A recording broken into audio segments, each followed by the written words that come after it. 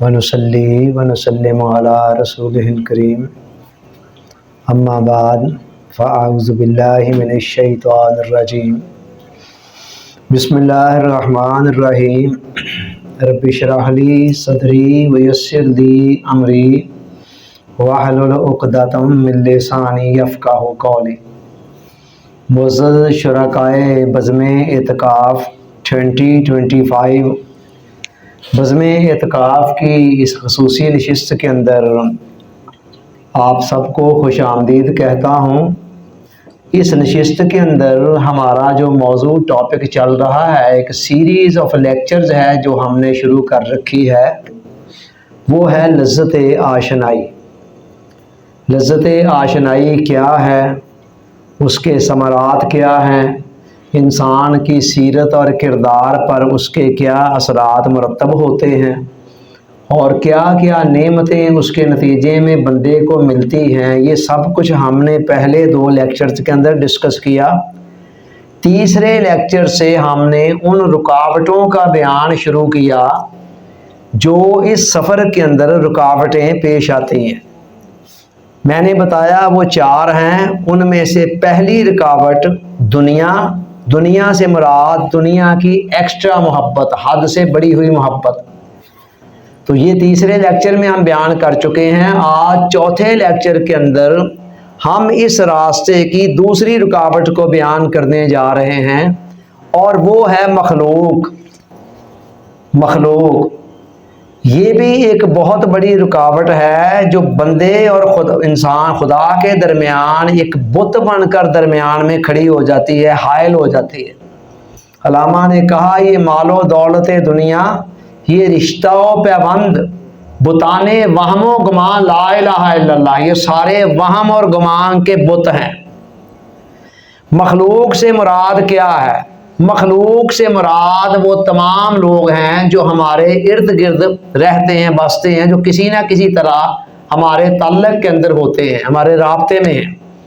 इनसे मुराद हमारे अजीज़ों कारब भी हैं, हमारे बीवी बच्चे बहन भाई और दीगर रिश्तेदार, और इसके अंदर हमारे दोस्त अहबाब भी आते हैं और दीगर ताल्लुक वास्ते वाले जो लोग जिस रंग में भी हैं, वो सारे के सारे मखलूक के अंदर शामिल हैं। उनके साथ जब एक्स्ट्रा मोहब्बत होती है तो वो एक्स्ट्रा मोहब्बत जो है वो बंदे और खुदा के दरमियान एक हजाब, एक रुकावट, एक पर्दा बन जाती है। फिर ये मोहब्बतें जो मखलूक के साथ होती हैं 2 तरह की होती हैं।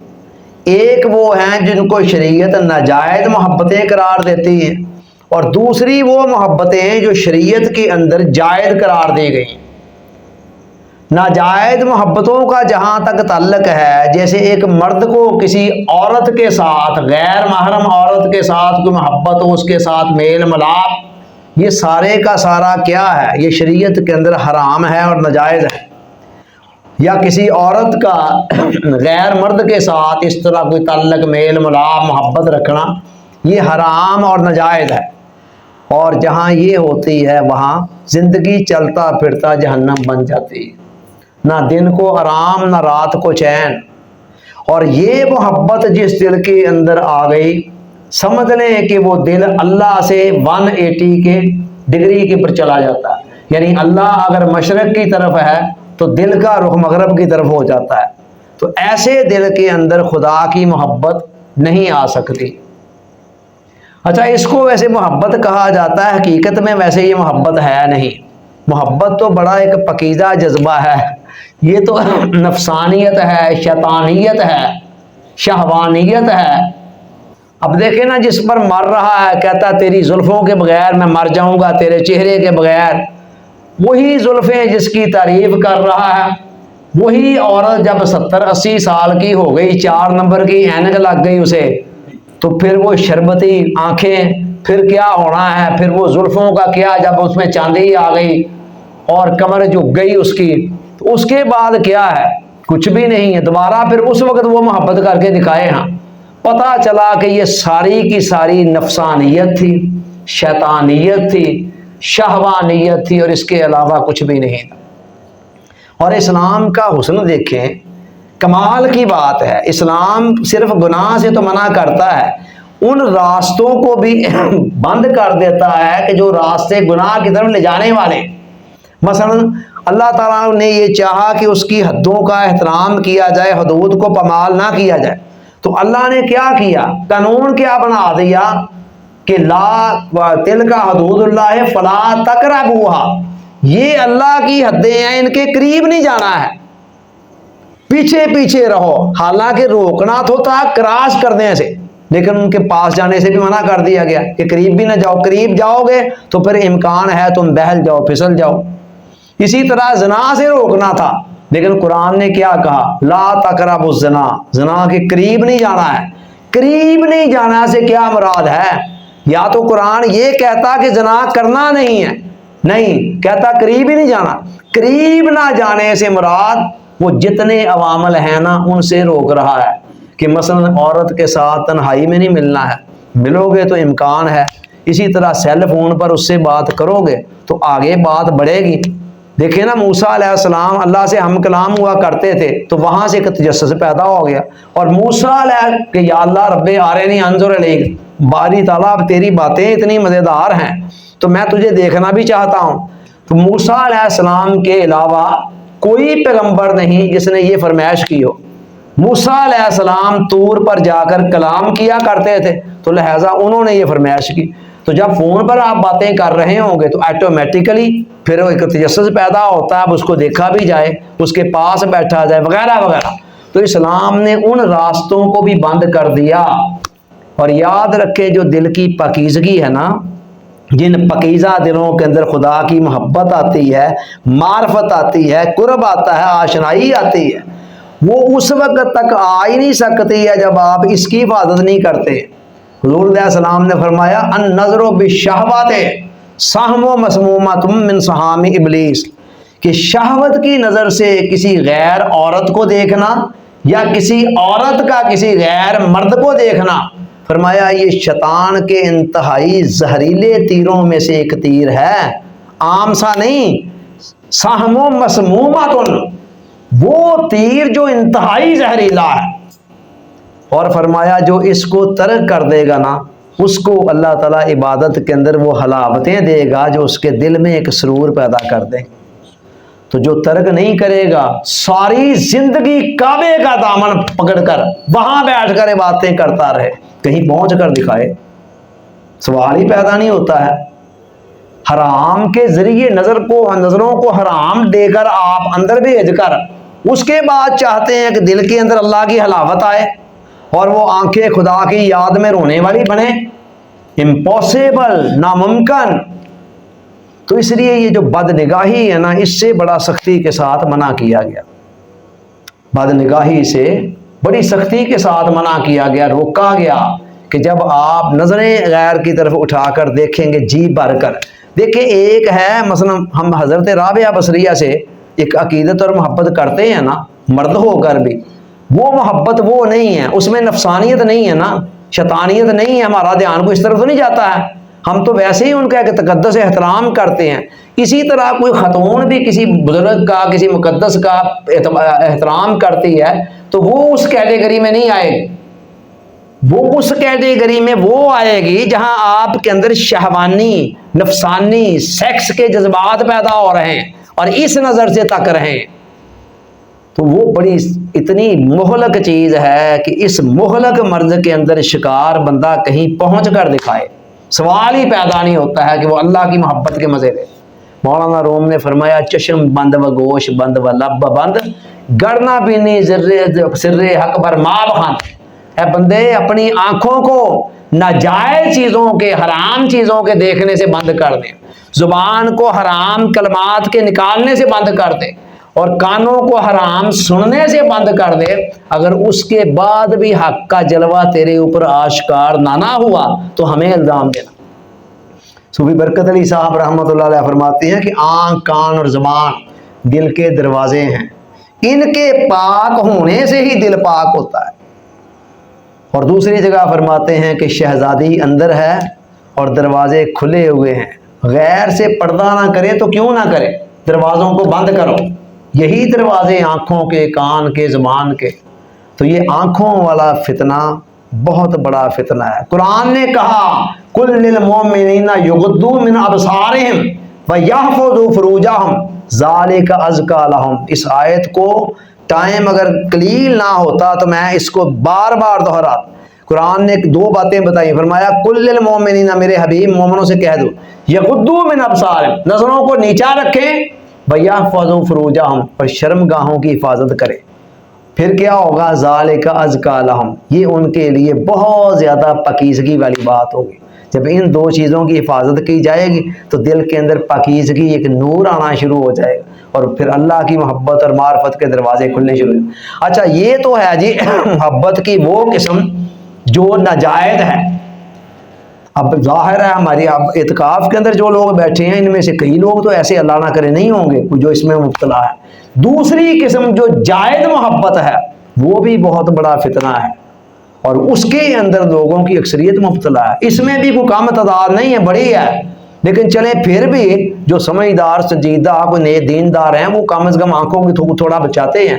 لیکن جو دوسرا میدان ہے نا بڑا وسیع ہے، وہ ہے جائز محبتیں، بیوی بچوں کے ساتھ محبت، بہن بھائیوں کے ساتھ محبت. اس کے اندر جو منع کیا گیا ہے، افراط سے منع کیا گیا کہ یہ محبتیں ایک حد کے اندر رہیں، حد سے باہر نہ جائیں. باہر چلی گئی تو کام خراب. قرآن نے کہا وَمِنَ النَّاسِ، لوگوں میں سے کچھ ایسے بھی ہیں، مَن یَتَّخِذُ مِن دُونِ اللَّهِ اندادا، جو اللہ کے علاوہ اوروں کو معبود بنا لیتے ہیں. یحبونہم کحب اللہ، ان سے اس طرح کی محبت کرتے ہیں جیسی محبت اللہ کا حق تھی. اللہ کا حق تھی ویسی محبت کرتے ہیں. یہ جرم ہے. اور آگے فرمایا والذین آمنوا اشد حبا للہ، جو ایمان والے ہیں وہ ٹوٹ ٹوٹ کر اشد محبت اللہ کے ساتھ کرتے ہیں. یہ نہیں کہا کہ وہ صرف اللہ سے کرتے ہیں، فرمایا اللہ سے اشد کرتے ہیں. باقی جتنی محبتیں ہوتی ہیں اس سے نیچے نیچے ہوتی ہیں. دوسری جگہ فرمایا قل ان کان آباؤکم وابناؤکم واخوانکم وازواجکم وعشیرتکم، میرے حبیب ان کو بتا دو اگر تمہارے ماں باپ، تمہاری اولادیں، تمہاری بیویاں، تمہارے بھائی، تمہارے قبیلے کے لوگ، جتنے بھی رشتے ناتے ہیں سب گنوا دی. وَأَمْوَالٌ اقْتَرَفْتُمُوهَا وَتِجَارَةٌ تَخْشَوْنَ كَسَادَهَا وَمَسَاكِنَ تَرْضَوْنَهَا، اور وہ مال و دولت جن کو تم بڑی محبت کے ساتھ کماتے ہو، اور وہ سامان تجارت جن میں گھاٹے کا اندیشہ رکھتے ہو، ڈرتے ہو کہیں کمی نہ ہو جائے، اور وہ مکانات جن کو بڑے پیار سے بنواتے ہو اور ان سے بڑی محبت کرتے ہو. یہ ساری چیزیں یا ان میں سے کوئی چیزیں احبا الیکم من اللہ ورسولہ وجہاد فی سبیلہ، اگر ان میں سے کسی کی محبت اللہ سے بڑھ گئی، اللہ کے رسول سے بڑھ گئی، یا پھر اللہ کی راہ میں جہاد کرنے سے، سٹرگل کرنے سے بڑھ گئی، تو پھر یاد رکھو فتربصوا، پھر انتظار کرو حتی یاتی اللہ بامرہ، یہاں تک کہ اللہ کا عذاب تمہارے اوپر آ جائے. یہ بات کن کو کہی جا رہی؟ کافروں کو تھوڑا کہی جا رہی، مسلمانوں کو کہی جا رہی. اور دوسری جگہ قرآن کہہ رہا ہے یا ایھا الذین آمنوا ان من ازواجکم واولادکم عدو لکم. کبھی پڑھی ہے آیت یہ ہم سب نے کئی دفعہ قرآن پڑھا ہوگا. قرآن کیا کہہ رہا ہے؟ واضح الفاظ میں اے ایمان والو، تمہاری بیویاں اور بچے بعض اوقات تمہارے دشمن ہیں، فاحذروہم، ان سے بچا کرو.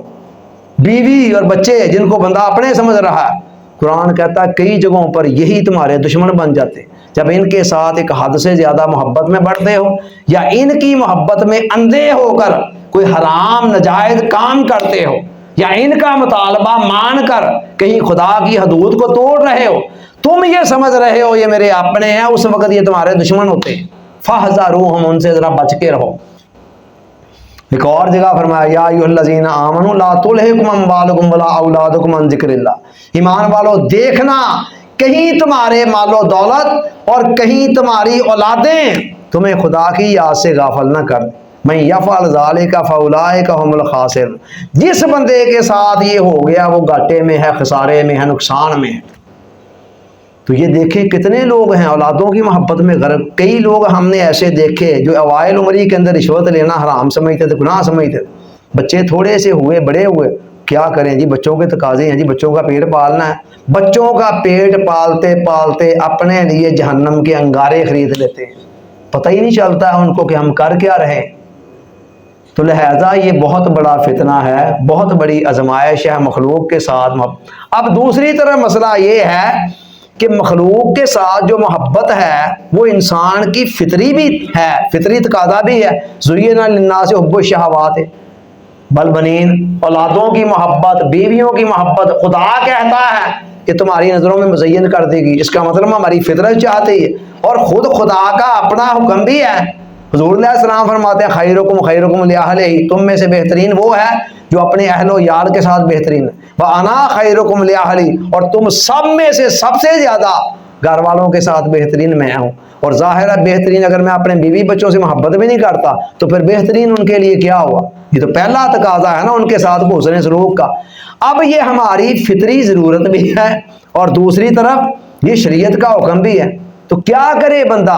ادھر پتہ بھی نہیں چلتا ہے، بندہ افراد میں چلا جاتا ہے۔ آسان حل اس کا یہ ہے کہ انسان اپنے دل کے اندر محبت کا مرکز اور محور اللہ کو بنائے اور باقی جتنی محبتیں ہیں نا اس کے تابع کر دیں۔ سمپل سا، سادہ سا، آسان سا حل، اور یہ کوئی ایسا ناممکن نہیں ہے۔ Everything is possible. Bernard Shaw کہتا ہے کہ زندگی کا سارا ڈرامہ ذہنی ڈرامہ ہے، ہر مشکل ذہنی مشکل ہے۔ جب ایسے کئی لوگ موجود ہیں دنیا کے اندر جو یہ کام کرتے ہیں، اس کسوٹی پر پورا اترتے ہیں، تو پھر ہمارے لیے کیوں ممکن نہیں ہے؟ بھی جو کام کسی ایک نے کیا دوسرا بھی کر سکتا ہے، اور پھر خدا تو ہم سے ایسا مطالبہ کوئی کرتا ہی نہیں ہے۔ یہ ایک نقطہ آپ کی سمجھ میں آ جائے نا کہ خدا ہم سے کوئی ایسا مطالبہ نہیں کرتا جسے ہم پورا نہ کر سکتے ہوں، ٹھیک ہے؟ تو جب خدا کا یہ مطالبہ ہے کہ والذین آمنوا اشد حبا للہ، ایمان والوں کی سب سے زیادہ شدید محبت اللہ سے ہونی چاہیے، تو it means it is possible for us, یہ ہمارے لیے ممکن ہے۔ یہ ناممکن ہوتا تو پھر خدا ہمیں کبھی نہ کہتا کہ تم سب سے زیادہ شدید محبت مجھ سے کرو۔ تو سمپل سا حل کیا ہے؟ دونوں کو ساتھ لے کر چلنے کا۔ جیسے کل میں نے بتایا تھا دنیا کے باب میں کہ آخرت آپ کا مقصود بن جائے اور دنیا اس مقصود کو پانے کا ذریعہ بن جائے، آج اس کا حل بتا رہا ہوں کہ خدا کی محبت مرکز بن جائے اور باقی ساری محبتیں اس مرکز کے ارد گرد گھوم رہی ہوں، ٹھیک ہے؟ جہاں کہیں دونوں آپس میں ٹکرانے لگے وہاں باقی دوسری محبت کو ایک طرف کر دے، چاہے وہ بیوی ہے، بچے ہیں، اولاد ہیں، کوئی دوست احباب عزیز و اقارب ہیں، اور جہاں تک نہیں ٹکرا رہی ہیں ساتھ ساتھ چلتی چلی جائیں، لیکن مرکزی وفاداری آپ کی خدا کے ساتھ، اور بنتا بھی اللہ ہی حقدار ہے ہماری مرکزی وفاداریوں کا۔ تو مرکزی طور پر، بنیادی طور پر انسان اپنے سینٹرل درجے کے اندر خدا کی محبت کو مرکز بنا لے۔ اسی کو ہمارے دور کے صوفی دانشور پروفیسر احمد رفیق اختر صاحب کہتے ہیں کہ اللہ آپ کو اس وقت تک نہیں مل سکتا جب تک اللہ کو آپ اپنی پہلی ترجیح نہیں بناتے۔ وہ خدا دوسرے نمبر پر آنا گوارا کرے گا بھلا کہ چل ٹھیک ہے اوپر آپ نے کوئی اور رکھی ہوئی ہے، یا اللہ و سلمانہ میری شادی کرا دے، اور نیچے کہیں دوسرے تیسرے چوتھے نمبر پر رکھا، اچھا یا اللہ تو بھی مل جا، تو اللہ کو یہ بات، دوسرے تیسرے نمبر پر تو میں اور آپ نہیں رہنا گوارا کرتے ہیں، ہم میں سے کوئی نہیں گوارا کرتا، تو خدا گوارا کر لے گا۔ ایک شوہر گوارا نہیں کرتا ہے کہ اس کی بیوی اپنے شوہر کو دوسرے نمبر پر رکھے۔ اور حضرت حسن بصری سے پوچھا گیا آپ نے توحید کہاں سے سیکھی؟ کہتا میں نے ایک دھوبن سے سیکھی۔ کیسے؟ کہتا دھوبن، میں میرے گھر کے ساتھ والے گھر میں دھوبی اور دھوبن رہ رہے تھے، تو ایک رات اچانک وہاں پر کوئی جب تکرار کی آواز آئی تو میں نے کان لگائے کہ ہمسائے ہیں، خیر ہے؟ دھوبن کہہ رہی ہے دیکھو میں نے تمہارے ساتھ روکھیاں پھیکیاں سب کچھ کھایا، ٹھیک ہے، لیکن اب تو یہ کہہ رہا ہے کہ میں دوسری شادی کر رہا ہوں، یہ نہیں مجھے وعدہ کھاتا۔ حسن بصری کہتے ہیں میں لرز گیا کہ یا اللہ ایک مخلوق میں سے ایک خاتون کو یہ گوارا نہیں ہے کہ اس کی محبت تقسیم ہو، تو کیسے گوارا کرے گا؟ کہتا پھر میری سمجھ میں آیا کہ جو اللہ نے کہا ان اللہ لا یغفر ان یشرک بہ ویغفر ما دون ذلک لمن یشاء، اللہ تعالیٰ شرک کو تو کبھی معاف نہیں کرے گا، میرے ساتھ کوئی اور شریک آ جائے باقی جو کچھ چاہے گا جس کے لیے چاہے معاف کرتا چلا جائے، لیکن یہ ناقابل معافی۔ اسی طرح ایک بزرگ کہتے ہیں کہ میں نے توحید ایک عورت سے سیکھی، कैसे? कहते मसला पूछने आई, निकाब उसने और रखा था, तो मुझे वो कह रही कि जी दूसरी शादी करनी क्या मर्द के लिए क्यों जायज़ है इसके लिए? मैंने उसे कहा कि हाँ शरीयत का हक है, शरीयत का हुक्म कर सकता है, शरीयत इजाज़त दे। नहीं नहीं देखे ना, वो जैसे मसला पूछने वो बेचारी आई, वो चाह रही थी किसी तरह से ये इनकार करें, लेकिन उन्होंने कहा मैं तेरे कहने पे कैसे कह दूं कि नहीं जायज़ शादी दूसरी। एंड पर कहते हैं वो मायूस होकर मुझे कहने लगी कि हज़रत अगर शरीयत की पाबंदी ना होती तो मैं अभी चेहरे से निकाब हटाती और आप मेरे हुस्न को देख लेते तो आप कहते कि जिस मर्द की औरत इतनी हसीन हो ना उसके लिए दूसरी शादी जायज़ नहीं है। कहते हैं वो चली गई, मेरे तन बदन के अंदर आग लगा गई कि या अल्लाह तेरी मखलूक में से एक औरत को इतना अपने हुस्न पर मान है, तो तू जो सारी कायनात के हुस्न का मंबा और सरचश्मा है, तू कैसे गवारा करे कि तेरा बंदा तुझे छोड़कर और को किधर मतवज्जे हो जाए? तो अल्लाह कहता है कि मुझे टॉप ऑफ द लिस्ट पहले नंबर पर रखो, बाकी ठीक है मोहब्बतें करो, खुदा ने मना नहीं किया। सिंपल था, उसने कहा तुम्हारी बुनियादी वफादारी मेरे साथ हो, मज़कुर इस्म रब्बिक व तबत्तल इलैहि तब्तीला, और अपने रब के साथ जुड़ जा और हर तरफ से कट कर उसका इस तरह हो जा कि बस तू हो और वो हो। और उसके बाद कहता है ठीक है दूसरों से मोहब्बत करो, और इतना प्यारा शरीयत ने फार्मूला दे दिया, मन अहब्बा लिल्लाह व अबग़ज़ लिल्लाह व आता लिल्लाह व मना लिल्लाह फ़क़द इस्तकमल ईमान। जिसने अल्लाह की खातिर ही किसी से मोहब्बत की, अल्लाह की खातिर किसी से नफरत की, अल्लाह की खातिर दिया और अल्लाह की खातिर ना दिया, जहां अल्लाह ने कहा था देने का दे दिया, जहां अल्लाह ने कहा था नहीं देने का ना दिया, फ़क़द इस्तकमल ईमान, उसने अपने ईमान को मुकम्मल कर दिया। ये है सिंपल सा फार्मूला कि अल्लाह की मोहब्बत आपके दिल की दुनिया के अंदर मरकजी हैसियत में हो, बाकी सारी मोहब्बतें इर्द गिर्द घूम रही हों। और पता कब चलता है कि बंदा देखिए, एक काफिर भी अपने बीवी बच्चों से मोहब्बत करता है और एक मोमिन भी करता है, दोनों में फ़र्क क्या है? काफिर जो मोहब्बत करता है अपने नफसानी तकाज़ों के तहत, लेकिन बंदा मोमिन करता है, कहता है या अल्लाह मेरी इनमें से किसी से कमिटमेंट नहीं, मैं किसी को नहीं जानता, मैं सिर्फ तुझे जानता हूँ, और आगे जिस के साथ तूने कहा है कि फलां को जान, उसको जानता हूँ। उस बंदे पर अल्लाह को कितना प्यार आता होगा। वो बंदा तो सोया भी होगा तो खुदा की रहमत उसकी बलाएं ले रही होगी। जिसका जो बंदा ये कहेगा कि मेरी कमिटमेंट सिर्फ तेरे साथ है, बस नथिंग एल्स, मैं दूसरा किसी को नहीं जानता, दूसरा जिसको तू कहेगा मैं जानूंगा, तू कहेगा बीवी से मोहब्बत कर लूंगा, तू कहेगा औलाद से मोहब्बत कर मैं कर लूंगा, तू और जिस चीज से कहेगा मैं कर लूंगा। पता फिर उस वक्त चलता है कि बंदा कितना सच्चा है इस कमिटमेंट में, कि जब अल्लाह की मोहब्बत किसी और से बुला रही है, दूसरों की मोहब्बत और से, वहां पता चलता है किधर बंदा जाता है और किधर नहीं जाता है। शबे उरूसी या सहाबी का वाकया आता है, पहली रात दो दिल मिलने के लिए बेताब हैं, जवानी दोनों तरफ और जायज रिश्ता।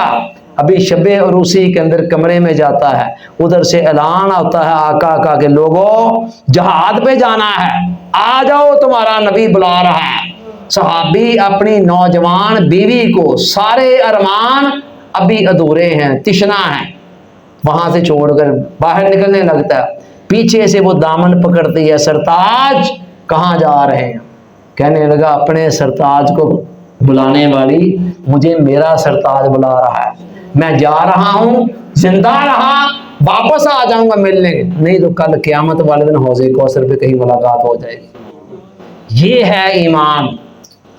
हुज़ूर अलैहिस्सलाम के हवाले से आता है कि आका दो जहां हज़रत आयशा फरमाती हमसे बातें कर रहे होते, अचानक जैसे जैसे नमाज का वक्त आने लगता चेहरे का रंग मुतग़य्यर हो जाता, तब्दील हो जाता, और यूं उठकर हम हमारे सामने चले जाते जैसे हम में से किसी को जानते ही नहीं। ये है कमिटमेंट अल्लाह के साथ, ये कमिटमेंट है। हजरत इब्राहीम अलैहिस्सलाम ने दुआ करके अल्लाह से बेटा लिया बुढ़ापे के अंदर, 12-14 साल का हुआ तो खुदा ने कहा इब्राहीम इसकी गर्दन पर छुरी चला दे, अपने हाथ से चलानी।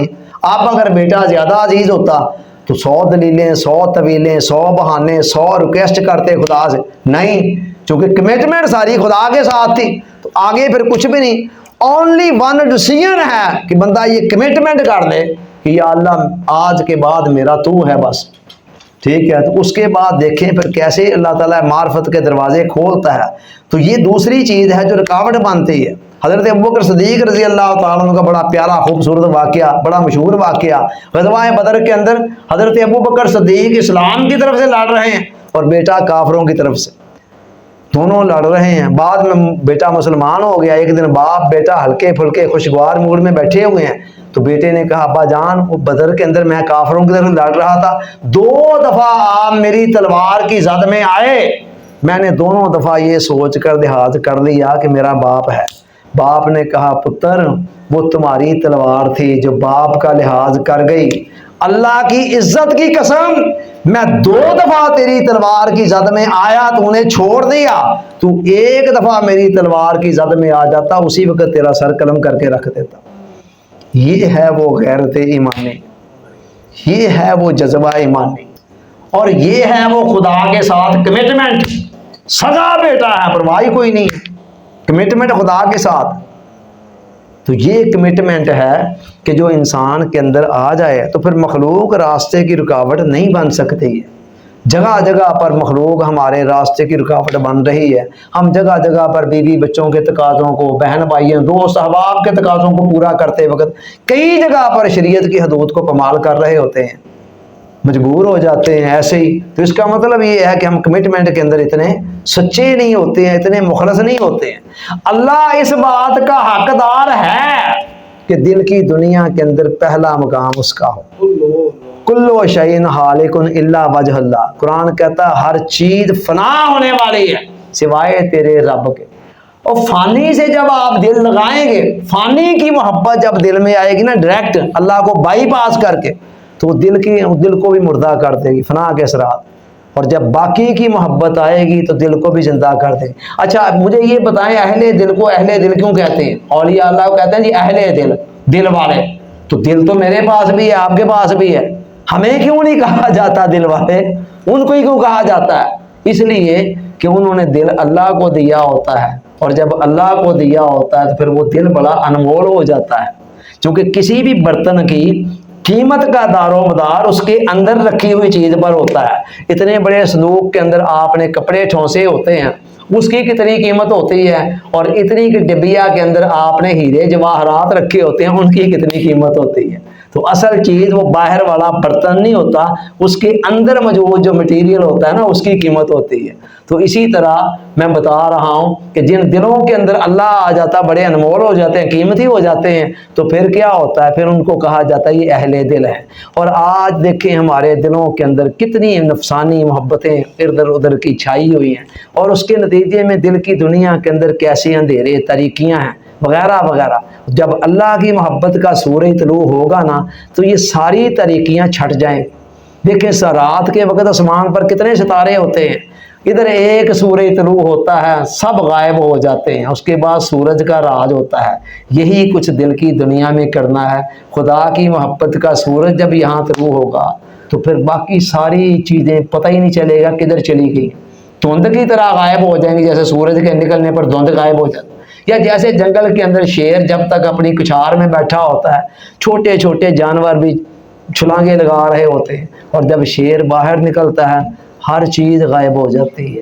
تو انسان کے دل کے اندر جب تک اللہ کی محبت نہیں آتی تب تک وہم ہیں، وسوسے ہیں، پتہ نہیں کیا کیا سوچے ہیں، اور کیسی کیسی ظلمانی نفسانی شہوانی محبتیں جنم لیتی رہتی ہیں، اور کیسی کیسی خواہشات جنم لیتی رہتی ہیں۔ اور جب خدا کی محبت ایک دفعہ آ جاتی ہے تو پھر زندگی گزارنے کا مزہ کچھ اور ہو جاتا ہے، پھر جینا بہت آسان ہو جاتا ہے، مرنا بہت آسان ہو جاتا ہے۔ تو لذت آشنائی کے اندر یہ دوسری بڑی رکاوٹ ہے جس کو مخلوق کی ایکسٹرا قسم کی محبت کہتے ہیں۔ میں نے بتایا کہ اس کی 2 قسمیں ہیں، اور پہلی والا تو ورک ہی پھاڑ دینا اگر آپ خدا کے متلاشی ہیں تو، یا پھر خدا سے کہہ دیں کہ مجھے تیری ضرورت نہیں ہے۔ یہ دونوں چیزیں ایک دوسرے کے اینٹی ہیں، جیسے رات اور دن ایک دوسرے کی ضد ہے، یا مشرق اور مغرب ایک دوسرے کی ضد ہے۔ اور اگر آپ خدا کے طلبگار ہیں تو پھر وہ پہلی کو تو بالکل چھوڑ دیں، اور دوسری کے اندر کرنا کیا ہے کہ مرکز و محور دل کے اندر جب اللہ کی آشنائی آ گئی نا تو پھر تو یہ ایٹومیٹکلی کی چیزیں چھوٹ جانی ہیں جو لذت آشنائی کی بات کر رہے ہیں۔ حضرت حسن بصری فرماتے ہیں رحمۃ اللہ علیہ کہ جب اللہ سے محبت ہونے لگتی ہے تو مخلوق سے وحشت ہونے لگتی ہے، پھر تو خود چھوٹ جانی ہے. لیکن ابتدا کے اندر اس رکاوٹ کو دور کرنے کے لیے، اس منزل تک پہنچنے کے لیے کچھ نہ کچھ ہمیں جبرن تکلفاً یہ کرنا پڑے گا کہ جو ہم نے بہت زیادہ ایکسٹرا قسم کی اہمیت دے رکھی ہے نا دنیاوی تعلقات، رشتے ناتوں کو، ان کو کچھ کم کر کے تھوڑا سا جبرن اپنے آپ پر جبر کرتے ہوئے اللہ کی محبت کو ایک مرکز و محور بنائیں. چلتے چلتے پھر جب لذت آشنائی آئی تو یہ ساری چیزیں پھر کسی تکلف کے تحت نہیں، پھر خود بخود دل کا حال ایسا بن جائے گا. اللہ تعالیٰ سوچنے سمجھنے یاد رکھنے عمل کی توفیق عطا فرمائے. وما علینا الا البلاغ.